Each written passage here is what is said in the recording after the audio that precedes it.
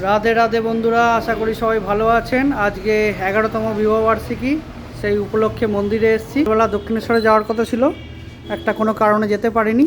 তো বিকালবেলা মন্দিরে এসেছি মেয়ের নামে, স্বপ্নার নামে, সবার নামে পুজো দেওয়ার জন্য।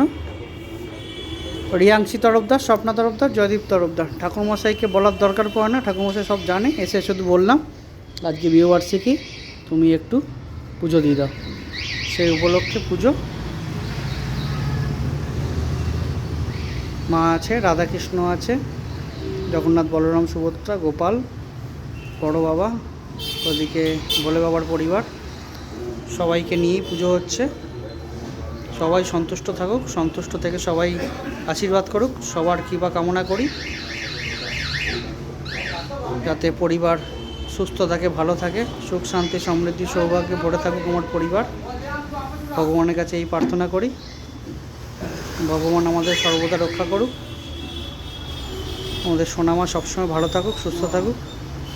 মা বাবা হিসাবে আমি আর স্বপ্না হিসাবে এটাই আমাদের একমাত্র কাম্য এখন। ওকে নিয়ে আমাদের সব কিছু, ওকে নিয়ে আমাদের জীবন। ও যত ভালো থাকবে, সুস্থ থাকবে, ভালো পড়াশোনা শিখে মানুষের মতন মানুষ হবে, ততই আমরা খুশি হব, ভালো হব। আর সবথেকে বড় কথা, ওর শারীরিক সুস্থতা সবার আগে কাম্য করি। তো ভালো থাকুক, সুস্থ থাকুক, ও যেটা হতে চায় হোক, তাতে কোনো অসুবিধা নেই, সব কিছুতেই সঙ্গে আছি। শুধু অভিভাবক হয়ে না, বন্ধু হয়ে পাশে থাকবো, ফিলোজফার হয়ে গাইড দেবো, শিক্ষক হয়ে শিক্ষা দেব।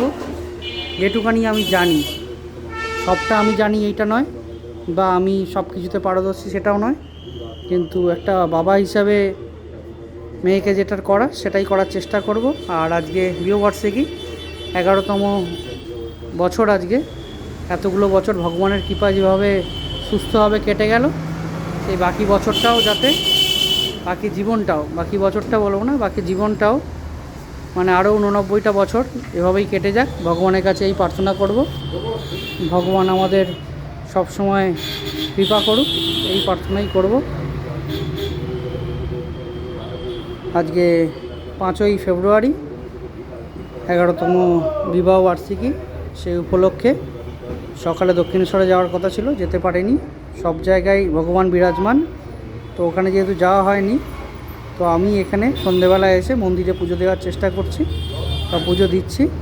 ভগবানের কৃপা সবসময় সঙ্গে আছে, এটা আমি বিশ্বাস করি, মানি, কিন্তু তাও বারবার ওনার কাছে ছুটে আসি।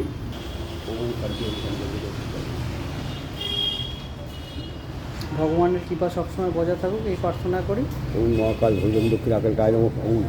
পরিবারটা সুখ শান্তি সমৃদ্ধি সৌভাগ্যে ভরে থাকুক, সবাই সুস্থ থাকুক, ভালো থাকুক। স্বপ্নাকে নিয়ে যে 11টা বছর কাটিয়েছি, আরও 89টা বছর এরমভাবেই কাটুক। আর সোনামা আস্তে আস্তে বড় হোক,